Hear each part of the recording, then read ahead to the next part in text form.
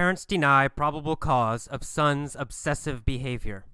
Dear Abby, my nephew, Vincent, is 16 and has had problems with obsessive hand-washing for years. I have enough professional experience to strongly suspect that he suffers from obsessive-compulsive disorder, OCD. My brother and his wife refuse to believe their child has a problem and will not take him to get help. My nephew's hands are chafed and raw, and his parents reprimand him for this behavior when he really needs professional help. His mother is the biggest problem. She nixes all issues that suggest a problem, and my brother will not stand up to her. What can I do?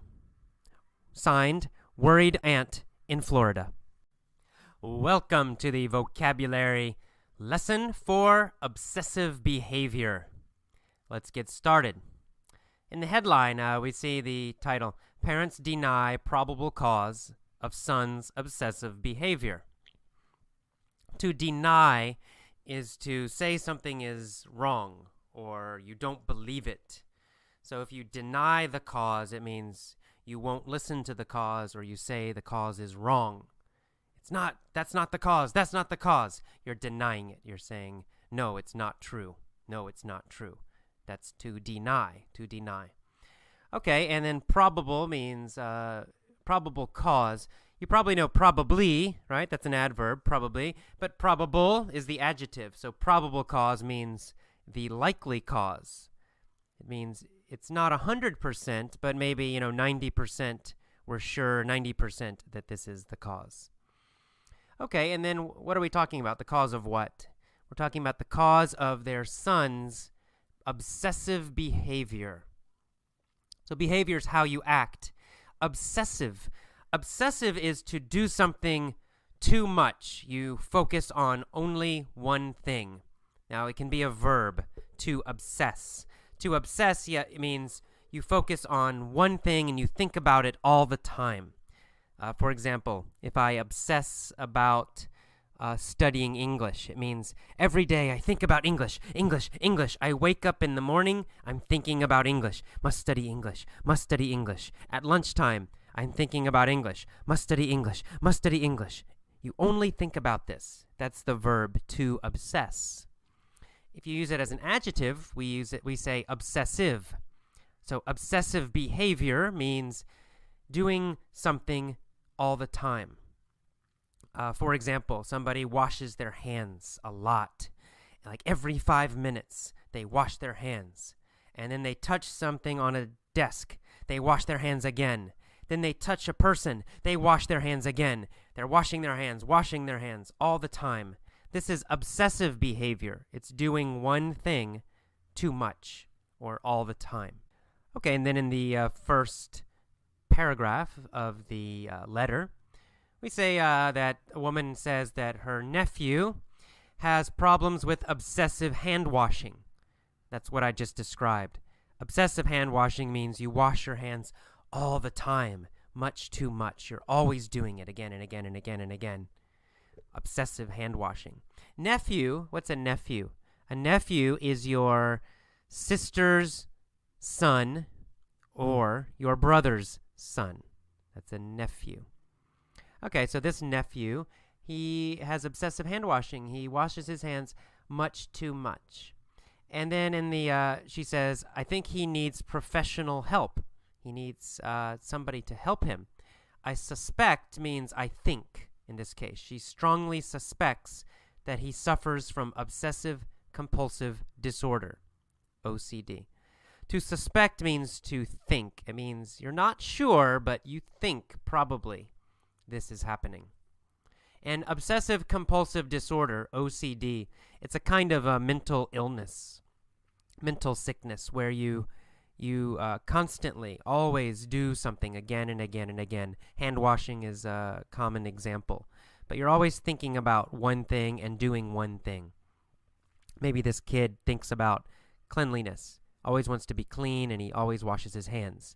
So if you do that too much, if it's really, really, really too much all the time, if it's kind of crazy, then we might say the person has obsessive compulsive disorder, OCD. All right, and then she said her brother and his wife refuse to believe their child has a problem. So again, refuse is a little bit like deny. Refuse means to say no to something. Usually, when you refuse, it's because of a request. You say, I won't do something, right? Somebody wants you to do something, but you won't do it. You say, no, I won't do it. That's refuse. You refuse to do it. In this case, they refuse to believe. So we usually refuse to do something, refuse to think something, refuse to believe something. All right, so you deny a situation, you deny information, but you refuse an action. That's how they're different. All right, and then in the next sentence, she says, my nephew's hands are chafed and raw. Chafed means very rough. It means if you rub your hands together, right? You're rubbing your hands together very fast. Together, rubbing together. If you do that a very, very long time, your hands will start to hurt, right? Your hands become red. Maybe they get a crack. Maybe they start to bleed, right? It becomes painful if you do it too long. Well, that's called chafed. Chafed. It means your skin is hurt from rubbing, from moving against something else. So it's not like scratched. It's similar to scratched, but scratched is usually like one line, right? Scratched with a knife, scratched with scissors. It's one thin line. Chafed usually is a larger area, like a bigger area, like all of your hands can be chafed, or part of your legs can be chafed. It's rubbing against your pants, maybe, and rubbing. The skin becomes red. The skin hurts a little bit. We call that chafed. And sometimes we'll say the skin is raw. The skin is raw in this situation. And that, again, that also means the skin is very red and painful. So chafed and raw are quite similar. Okay, and then she says that the boy's parents reprimand him for his behavior when he really needs help. To reprimand is a little bit like criticizing, but it's a little different. When someone does something wrong, you reprimand them. So to reprimand means to tell somebody they did something wrong. So you say, stop washing your hands so much. That's bad. Okay, I reprimanded him. Or maybe you steal money, and then I tell you, that's bad. You stole the money. You should not do that. Okay, I'm reprimanding you. Reprimanding is different than punish. Punishing is you actually do something to the person. But reprimand, or to reprimand, just means you say something. Okay, it's only talking. So that's how reprimand and punishment are different. All right, and then finally, last paragraph, she says, his mother's the biggest problem. She nixes all issues that suggest a problem. And my brother will not stand up to her. Okay, to nix, N-I-X, to nix something. To nix means to, it's kind of like to destroy it, or eliminate it, or get rid of it. And usually it means somebody makes a suggestion, and then you shoot the suggestion, right? We sometimes say shoot it down. You immediately you say, no, this is not true. No, we will not do it. Okay, you are nixing the idea. You are nixing the suggestion. You're immediately saying no and denying it and refusing to do it. That's to nix. So when it says she nixes all issues that suggest a problem, it means she immediately and quickly says no anytime somebody says their son has a problem. So they say, look, I think your son might have a problem. Immediately she says, no, he does not have a problem. Absolutely not. There is no problem. Okay, that's to nix, to immediately deny something, to immediately say no to any suggestion. Okay, and finally, she says her brother will not stand up to his wife. To stand up to is a common phrase in English. To stand up to means to go against somebody, maybe argue with them, maybe fight them, but it means you will not be bullied. You won't let somebody else push you around or make you do something. If you stand up to someone, it means somebody else is strong, but you will go against them. You will disagree. You will tell them they're wrong. That's to stand up to somebody. And we sometimes use it in the negative.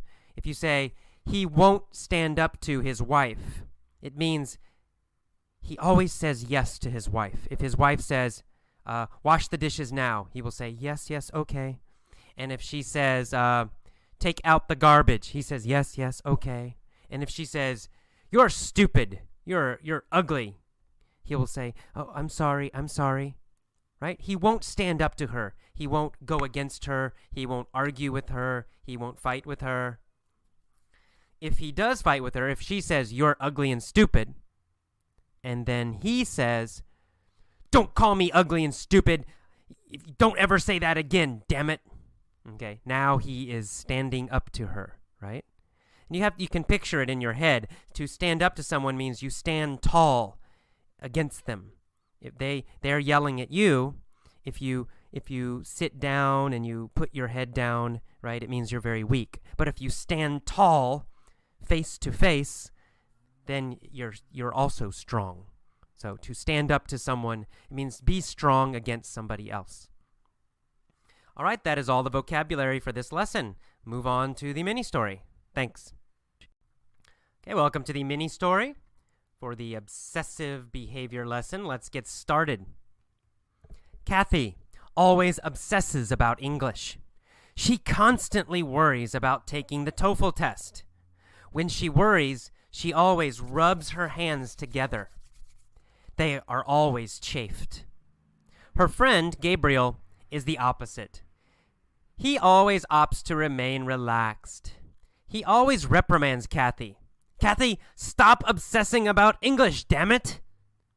Kathy never stands up to Gabriel directly. She just says, I'm sorry, please don't be mad. Then she says, but let's go to the library now and study English, please. Gabriel always nixes this idea. Hell no, we're not studying English. Kathy feels unsettled, but she says, hesitantly, okay. However, in her head, she silently starts to review English grammar. Then she feels much better. Okay, again, this time with questions. Back to the top. Kathy always obsesses about English. Does she think about English all the time? Yes, that's right. She always thinks about English. Does she think about English in the morning? Yeah, that's right. She always obsesses about English in the morning. Does she think about English during the day? Yes, that's right. She's obsessing about English, right? Always obsesses about English. So she thinks about English in the morning, in the afternoon, at night, before she goes to sleep. She obsesses about English. Does she obsess about French? No. She doesn't care about French. She doesn't always think about French. She obsesses about English. Who always obsesses about English? Well, Kathy always obsesses about English. Does Gabriel always obsess about English? No. Gabriel doesn't always obsess about English. Kathy always obsesses about English. She constantly worries about taking the TOEFL test. Does she obsess about the TOEFL test? Yes, she's always obsessed with the TOEFL test. She always obsesses about the TOEFL test. When she worries, she always rubs her hands together. Right? She's always rubbing her hands together when she worries about English, when she obsesses about English. Because she always rubs her hands together, they are always chafed. Are her hands always red? Yes, that's right. Her hands are always chafed. The skin is always red. Is the skin always a little painful. Yeah, that's right. Her hands are always chafed, so her hands are always a little painful. The skin is painful. The skin is a little bit red. Why are her hands always chafed? Well, they're always chafed because she rubs them together when she worries about English. Are they chafed because she washes her hands too much? No, that's not why they're chafed. Her hands are not chafed because she washes her hands too much. They're chafed because she rubs her hands together too much. They're chafed because she rubs her hands together. That's why they're red and painful. Now, her friend Gabriel is the opposite. He always opts to remain relaxed. Does he choose to remain relaxed? Yeah, that's right. He opts to be relaxed. He chooses to be relaxed. To opt to means to choose. Now, we usually use opt to with an action. Opt to run. Opt to go shopping.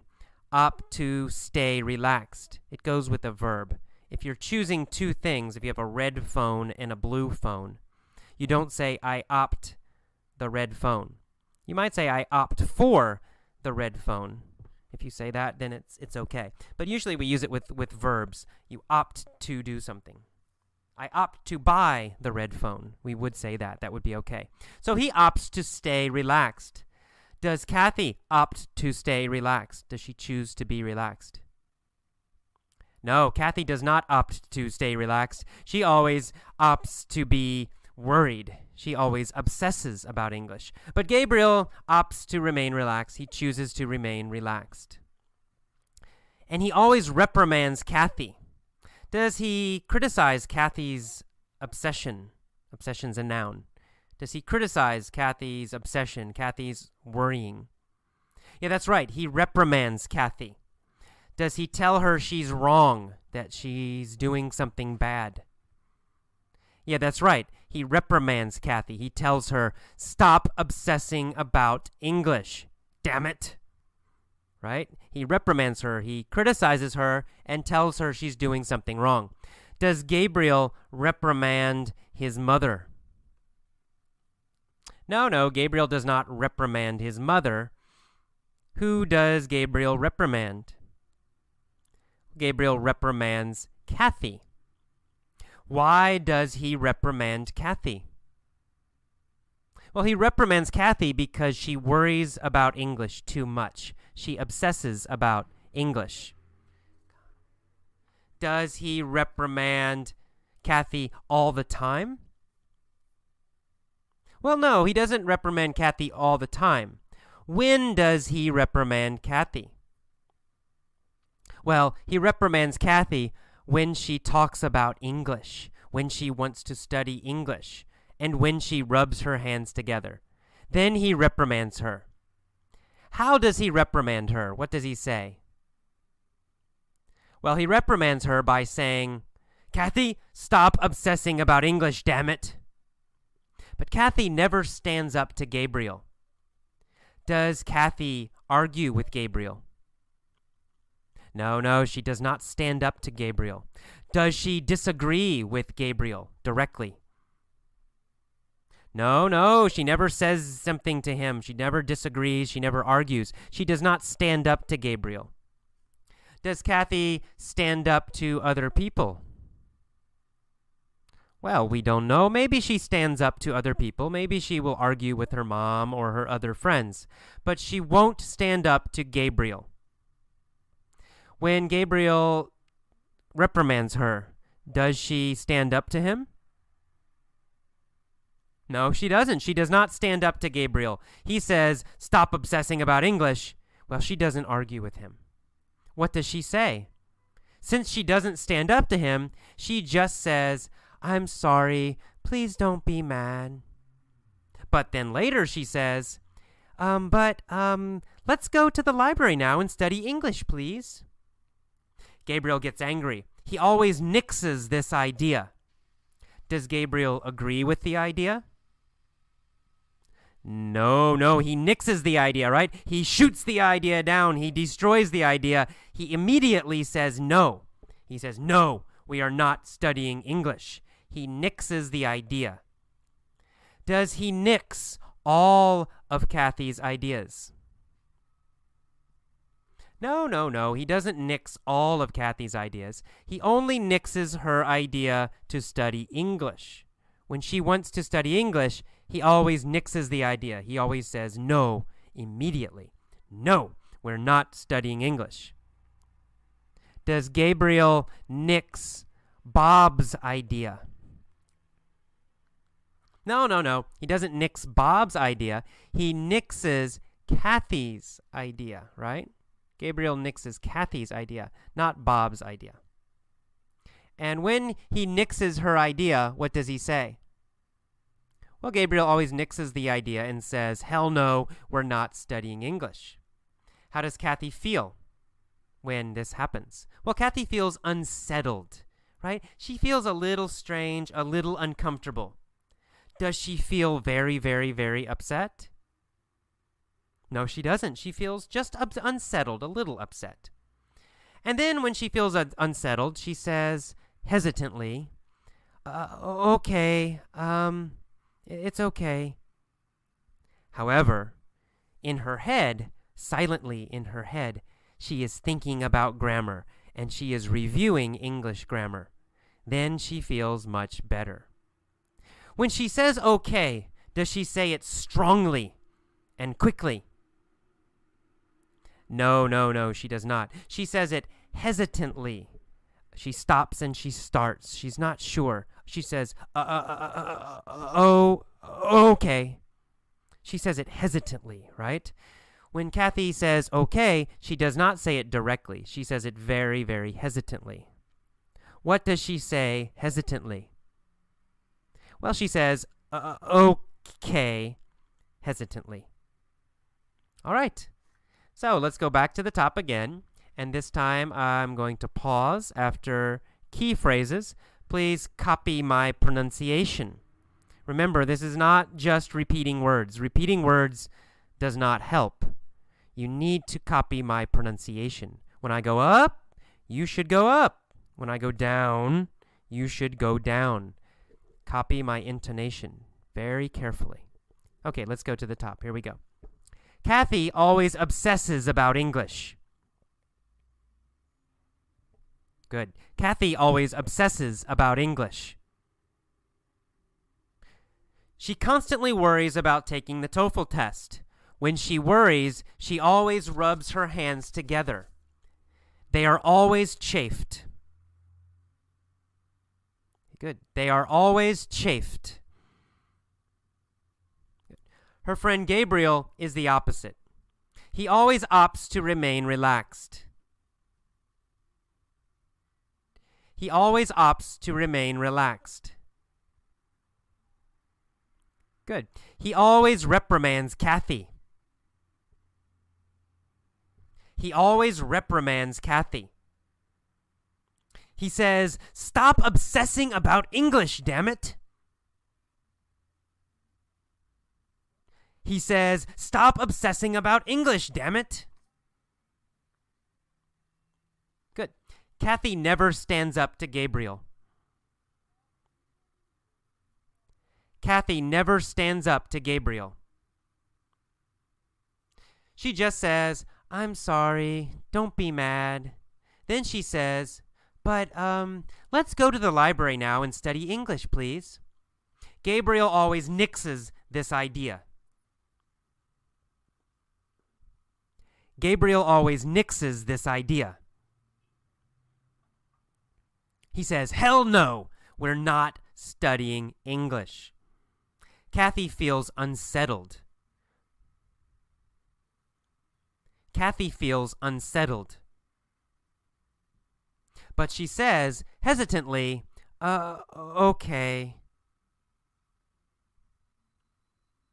But she says, hesitantly, okay. However, in her head, quietly, she starts to review English grammar. Then she feels much better. Okay, that is all for this mini story. Please pause now and try to tell all of the story yourself. Say it out loud, not silently. Say it out loud, speak it out loud. Try to tell all of the story using the new vocabulary and also using the correct pronunciation, the correct intonation. If this is difficult, if you cannot do it, no problem. Just listen again, listen again, listen again. Listening is most important. Okay, good luck. On to the point of view mini stories. Bye-bye. Okay, welcome to the point of view mini stories for obsessive behavior. Let's get started. Same story, now with 3 different versions. The first version, 20 years ago. 20 years ago, there was a woman named Kathy. Kathy always obsessed about English. She constantly worried about taking the TOEFL test. When she worried, she always rubbed her hands together. They were always chafed. Her friend Gabriel was the opposite. He always opted to remain relaxed. He always reprimanded Kathy and said, "Kathy, stop obsessing about English, damn it." Kathy never stood up to Gabriel. She just said, "I'm sorry, don't be mad." Then she said, "But let's go to the library now and study English, please." Gabriel always nixed this idea. He'd say, "Hell no, we're not studying English." Kathy felt unsettled, but she said, hesitantly, okay. However, in her mind, she would silently start to review English grammar. Then she always felt much better. All right, let's do the next version. The next version will start with since last year. Okay? Okay, there's a woman named Kathy. Since last year, she has obsessed about English. She has constantly worried about taking the TOEFL test. When she's worried, she has always rubbed her hands together. They have been chafed every day since last year. Her friend Gabriel has been the opposite. He has always opted to remain relaxed. He has reprimanded Kathy every time she worries and has said, "Stop obsessing about English, damn it." Kathy has never stood up to Gabriel. She has always said, "I'm sorry, don't be mad at me." Then she's always said, "But let's go to the library now and study English, please." Gabriel has always nixed this idea. He's always said, "Hell no, we're not studying English." And Kathy has always felt unsettled. And she's always said, hesitantly, okay. However, in her head, she has started to review English grammar every time. Then she has always felt much better. Okay, now did you notice I used the word always a lot in that version? Always, always, always. Why? Why did I always say always? Well, it's because I'm talking about something that started in the past and has continued until now. So I want to say always because I want to make clear that I'm not talking about one specific time, right? I have a conversation here. Kathy, stop obsessing about English, damn it, right? He says this, she says that. Well, if this only happened one time in the past, we would use the simple past, right? I would say, Gabriel said, stop obsessing about English. Kathy said, I'm sorry. But this is a conversation that has happened many times. They always have the same conversation since last year. So 10 months ago, they would have this conversation. And then 5 months ago, they would use the same conversation again, right? So always, almost every day, starting 1 year ago until now, they're always having this same conversation. So that's why I say has said, has always said. Always makes it more clear that it's not something that happened one time, that it's happening repeatedly, has happened repeatedly, starting last year until now. If it was only one time, it would be the past tense. But since it has happened many times, starting last year until now, then we can say has said, has done, etc. Okay. Last version begins with next year. There's a girl named Kathy. Next year, she will always obsess about English because next year she has to take the TOEFL test. Now, when she'll worry, she'll always rub her hands together. They're always going to be chafed. Her friend Gabriel will be the opposite. He'll always opt to remain relaxed. He'll always reprimand Kathy and say, "Kathy, stop obsessing about English, damn it." Kathy will never stand up to Gabriel. She'll just say, "I'm sorry, don't be mad." Then she'll say, "But let's go to the library now and study English, please." Gabriel will always nix this idea. He'll always say, "Hell no, we're not studying English." Kathy'll feel unsettled, but she'll say, hesitantly, "Oh, okay." However, in her mind, she'll silently begin to review English grammar. Then she'll feel much better. Okay, those are our 3 versions. Please pause now.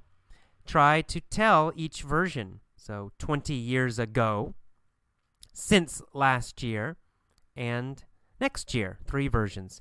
If you can't do it, it's okay. Listen to one version again. Listen many times, then pause, try to tell that version. And then do it again with the second version, and then again with the third one. Just listen, listen, listen. Listening is the most important thing. Do not become worried and stressed about perfect grammar. Don't obsess about grammar. Don't be like Kathy, right? Don't obsess about correctness. Don't obsess about being perfect. That is not the purpose of this lesson. Listening is the number 1 thing you should do. If you feel relaxed, then okay, pause and try to tell each version yourself. If you feel stressed, don't do that. Just listen. Okay, that's all. I'll see you next time. Bye-bye. Hi, welcome to the commentary for obsessive behavior. And this is an interesting little Dear Abby letter, quite short. In fact, I was thinking about the different levels of our members. Most of you are advanced learners. You have to be advanced just to read my homepage in my newsletter and understand it. So most of you are advanced. Probably Dear Abby is pretty easy for you. But some of you are at a lower level.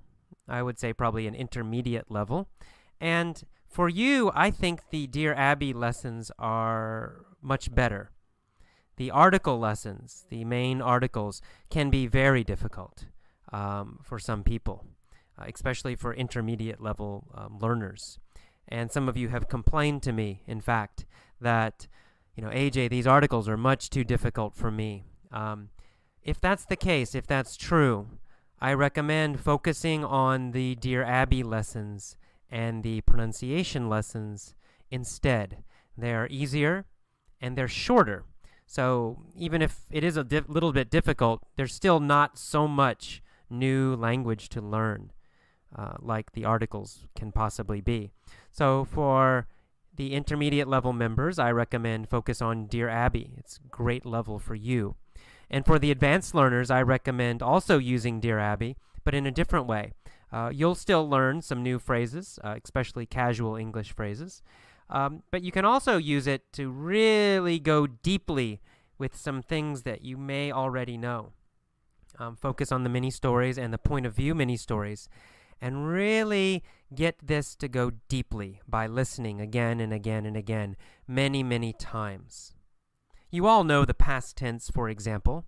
However, when you speak, many of you may make mistakes with the past tense. You may use the present tense when you should use the past. I know many of my San Francisco students do this. Now, if I give them a test, they will all do very well on the past tense. Yet, when we actually speak, they don't use it. What's the problem here? Well, the problem is knowing and doing are totally different. Knowing is a left brain activity. It's an analytical activity. It means you analyze, you break it apart, you think about it. That's one kind of knowledge.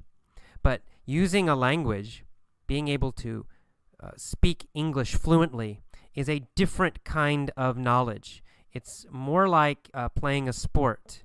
Okay, you can know about basketball, you can study basketball. It does not mean you can actually play basketball, right? Studying basketball and playing basketball are totally different. Well, it's the same thing with English.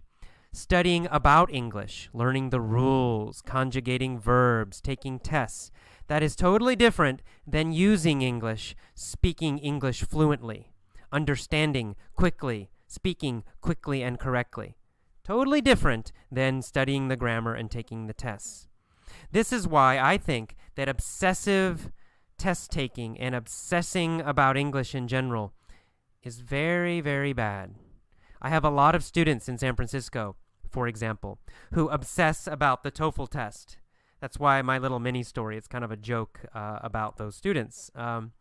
Not a mean joke, it's a nice joke.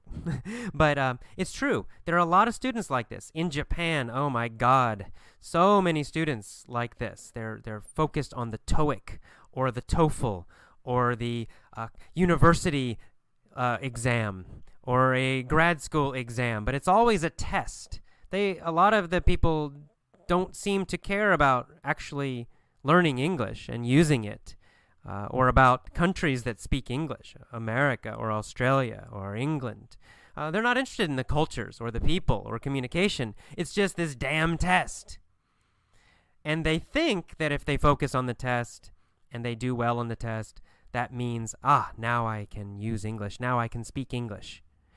And they're always very shocked that even if they get a good score on the test, when they actually try to understand Americans, for example, they can't. They can't. So many students come here to San Francisco. They have a good TOEFL exam. They go to the street, and someone chats with them, talks with them at a bus stop, and they're confused, and they don't know what they're saying. And when they try to talk, they speak very slowly. They can't remember. They're trying to conjugate verbs and translate. Their pronunciation is terrible, and Americans don't understand them. They try to say something, and Americans are confused. What? Huh? What? Huh? And that's a terrible feeling. I know. I had that feeling in Thailand. I would try to use Thai. People could not understand me. I became very upset and frustrated. So you have to separate these ideas. They're different. This idea of studying English, learning the rules, memorizing the grammar, and taking tests. That's one thing. And then the other thing is speaking English fluently, using it correctly, knowing the grammar deep down, feeling what is correct. Feeling, not knowing, feeling when something sounds correct and when it sounds wrong. Speaking with good pronunciation. Speaking without translating. Now that is a different kind of knowledge. It's a skill. And they don't mix very much. The test-taking, analyzing, memorizing part, it's good if you want to, get a PhD and talk about English in your own language. But it's not very good if you actually want to use English. So you've got to focus on using English. And if you want to use English well, just do not obsess about tests. The students who obsess about the TOEFL exam, for example, they're always my worst students. I mean, 95% of the time, when I have a student who is obsessed is kind of the emotion, or I can use it as a verb, to obsess. So if I have a student who obsesses, using it as a verb, who obsesses about the TOEFL exam, for example, I know they're probably going to be quite low. And I also know they're going to learn very slowly. Because if they obsess about the test, that's all they will focus on. And when they obsess about the test, it makes them use different kinds of study methods. What do?